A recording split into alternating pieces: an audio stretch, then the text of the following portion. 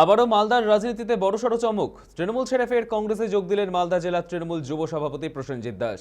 রবিবার মালদা টাউন হলে আয়োজিত অনুষ্ঠানে কংগ্রেস নেতা ঈশা খান চৌধুরী এবং মৌসিন বেনজির নূরের উপস্থিতিতে আনুষ্ঠানিকভাবে কংগ্রেসে প্রত্যাবর্তন করেন তিনি।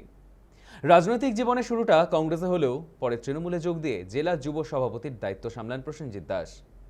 এই নির্বাচনে গাজল বিধানসভা কেন্দ্র থেকে তৃণমূলের প্রার্থীও হয়েছিলেন, যদিও তিনি পরাজিত হন। দীর্ঘদিন পর তার পুরনো দলে ফেরা ঘিরে মালদার রাজনৈতিক মহলে শুরু হয়েছে জোর চর্চা।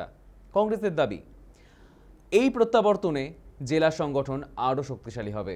অন্যদিকে এই দলবদল আগামী দিনের রাজনৈতিক সমীকরণে কি প্রভাব ফেলে তা নিয়েও শুরু হয়েছে জল্পনা।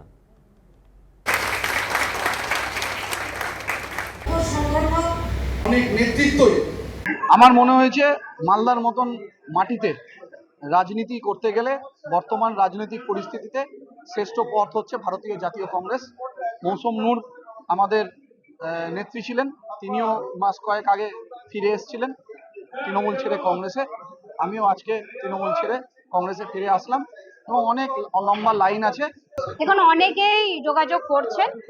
আমাদের ডিস্ট্রিক্ট প্রেসিডেন্ট অলরেডি উনি বলেছেন, ঘোষণা করেছেন যে আমরা সকলকে আহ্বান জানাচ্ছি, কিন্তু যাদের স্বচ্ছ ভাবমূর্তি আছে, মানুষ যাদেরকে চাইছেন তাদেরকে বেছে কিন্তু কংগ্রেসে আমরা যোগদান করা। প্রসেনজিৎ দাস সবাই তো ছিলেন, উনি এক্স কাউন্সিলর, এক্স যুবক, তৃণমূল যুবক কংগ্রেসের বিভিন্ন পদ উনি ছিলেন তৃণমূলে, কিন্তু প্রথম উনি কংগ্রেসে ছিলেন। কংগ্রেসে উনি ফেরত আসলেন, অ্যাক্টিভ রাজনীতি একটা ফিগার। আমরা খুব খুশি উনি এসছেন এবং তার সঙ্গে প্রায় 400 মানুষ বিভিন্ন জায়গা তৃণমূল থেকে কংগ্রেসের সঙ্গে যোগদান দিলেন আজকে।